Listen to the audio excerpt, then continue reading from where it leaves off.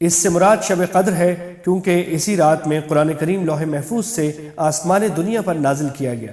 اور پھر وہاں سے تھوڑا تھوڑا کر کے حضرت صلی اللہ علیہ وسلم پر نازل ہوتا رہا۔ اس کا مطلب یہ ہے کہ اس سال میں جو اہم واقعات ہونے والے ہوتے ہیں، مثلا یہ کہ فلاں شخص پیدا ہوگا، اسے اتنا رزق دیا جائے گا، فلاں کا انتقال ہوگا، یہ ساری باتیں عملی تنفیذ کے لیے متعلقہ فرشتوں کے حوالے کر دی جاتی ہیں۔ اس آیت کی تفسیر حضرت عبداللہ بن مسعود سے یہ مروی ہے کہ اللہ تعالیٰ نے کافروں کو متنبہ کرنے کے لیے انہیں ایک سخت قحط میں مبتلا فرما دیا تھا۔ اس وقت لوگ بھوک کی شدت کے عالم میں جب آسمان کی طرف دیکھتے تو انہیں آسمان پر دھواں ہی دھواں چھایا ہوا معلوم ہوتا تھا۔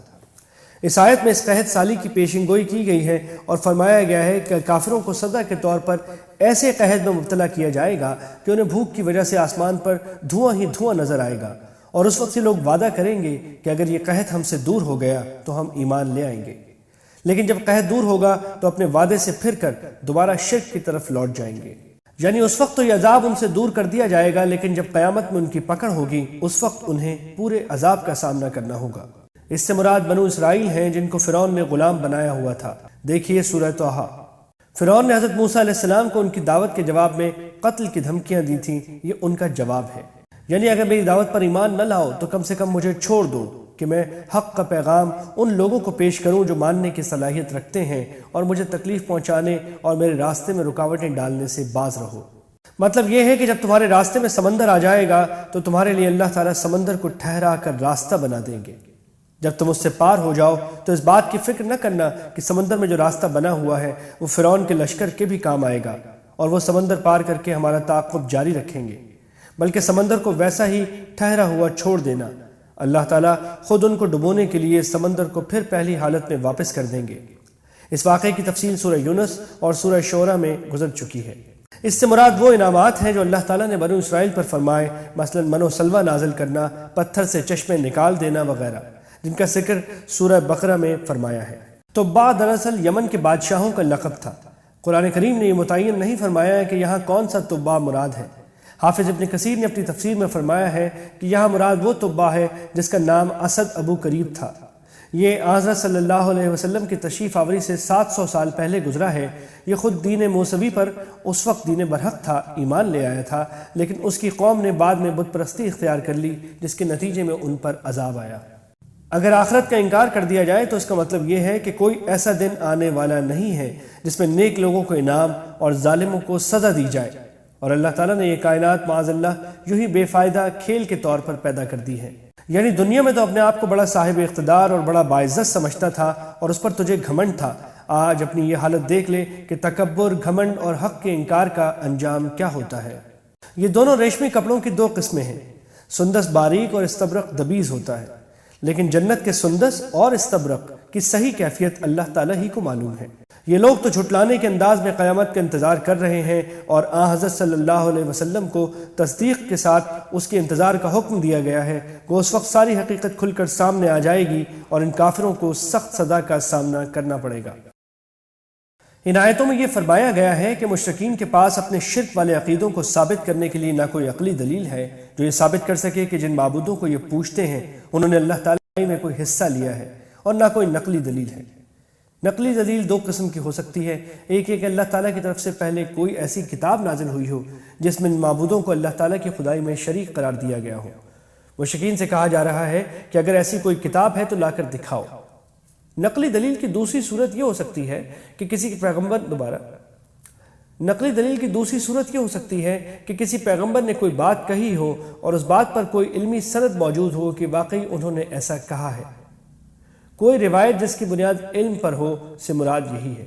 خلاصہ یہ ہے کہ مشرکین کے پاس اپنے عقیدے کے ثبوت میں نہ کوئی آسمانی کتاب ہے اور نہ کسی پیغمبر کا کوئی قول جو مستند طریقے پر ثابت ہو۔ یعنی جن جن کی مشرکین عبادت کرتے تھے، آخرت میں وہ سب ان مشرکین سے برات ظاہر کر کے یہ کہہ دیں گے کہ یہ ہماری عبادت نہیں کرتے تھے۔ یہ بات سورہ قصص میں بھی گزری ہے، اور اس کی تفصیل یہ ہے کہ مشرکین کئی قسم کے ہوتے ہیں۔ بعض مشرکین نے کچھ دنیا سے گزرے ہوئے انسانوں کو معبود بنا رکھا ہے۔ ان انسانوں کو بسا اوقات یہ پتہ ہی نہیں ہوتا کہ ان کی عبادت کی جا رہی ہے، اس لیے وہ انکار کر دیں گے، اور جن کو پتہ ہے وہ یہ کہیں گے کہ در حقیقت یہ ہماری نہیں بلکہ اپنی نفسانی خواہشات کی عبادت کرتے تھے۔ دوسرے بعض مشرکین وہ ہیں جو فرشتوں کو معبود بنائے ہوئے تھے۔ ان کے بارے میں سورہ سبا میں گزرا ہے کہ جب اللہ تعالیٰ ان سے پوچھیں گے کہ کیا یہ لوگ تمہاری عبادت کرتے تھے، تو وہ کہیں گے کہ یہ تو جنات اور شیاطین کی عبادت کیا کرتے تھے، کیونکہ انہوں نے ہی ان کو بہکایا تھا۔ مشرکین کی تیسری قسم وہ ہے جو پتھر کے بتوں کو پوجتی ہے۔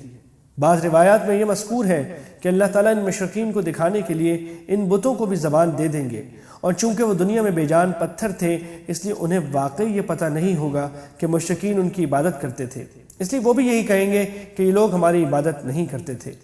اور اگر یہ روایت ثابت نہ ہو تو پھر یہ بت زبان حال سے یہ کہیں گے کہ ہم تو بے جان پتھر ہیں، ہمیں کیا پتہ کہ ہماری عبادت کی جاتی تھی۔ اللہ تعالیٰ کی سنت یہ ہے کہ اگر کوئی شخص نبوت کا جھوٹا دعویٰ کر کے اللہ تعالیٰ کی طرف کوئی من گھڑت کلام منسوب کرتا ہے تو اللہ تعالیٰ اسے دنیا ہی میں رسوا فرما دیتے ہیں۔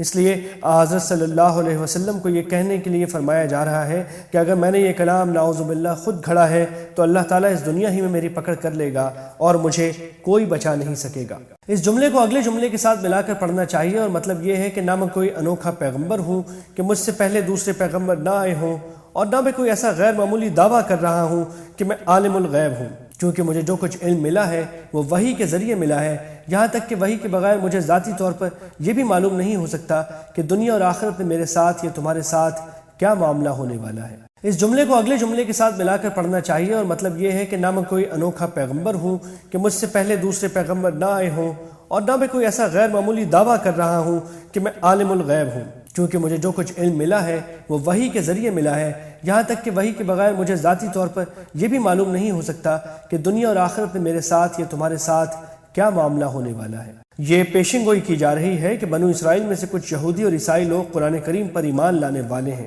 جیسا کہ بعد میں یہودیوں میں سے حضرت عبداللہ بن سلام رضی اللہ تعالیٰ عنہ اور عیسائیوں میں سے حضرت عدی بن حاتم اور نجاشی رضی اللہ تعالیٰ عنہما ایمان لائے،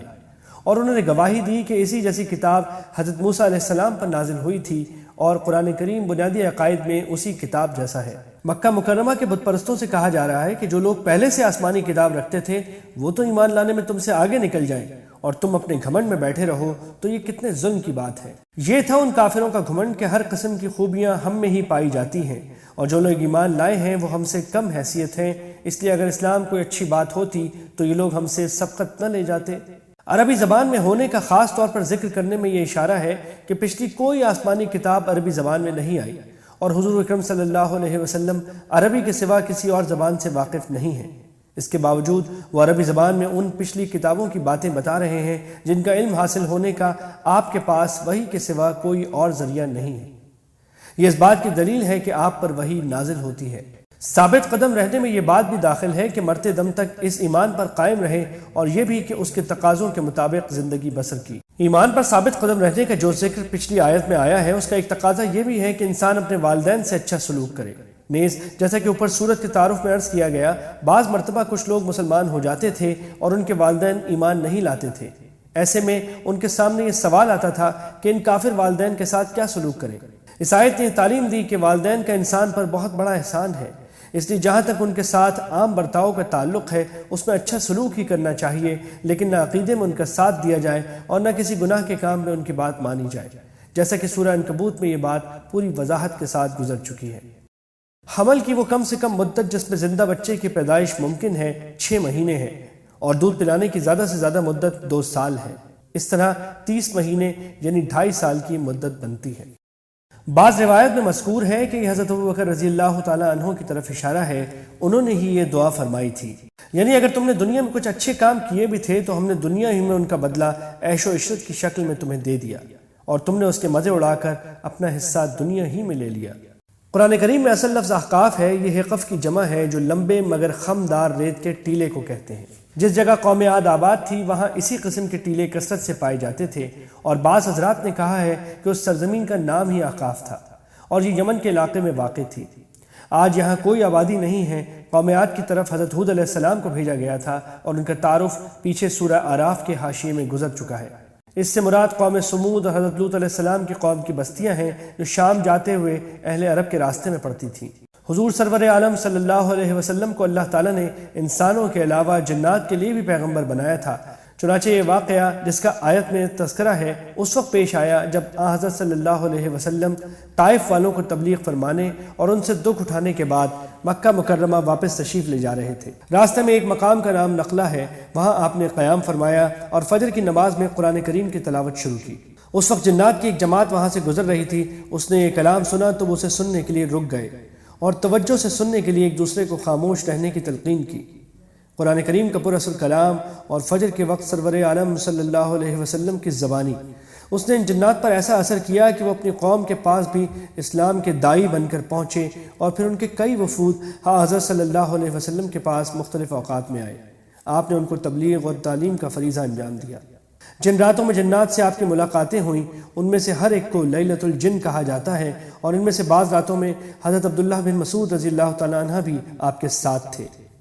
جنات کے اسلام قبول کرنے کی مزید تفصیل انشاءاللہ سورہ جن میں آئے گی، یعنی آخرت میں پہنچ کر جب وہ عذاب سامنے آئے گا جس سے انہیں مسلسل آگاہ کیا جاتا رہا تھا، تو اس کی شدت دیکھ کر انہیں دنیا کی ساری زندگی اتنی مختصر محسوس ہوگی جیسے وہ صرف ایک دن کا کوئی حصہ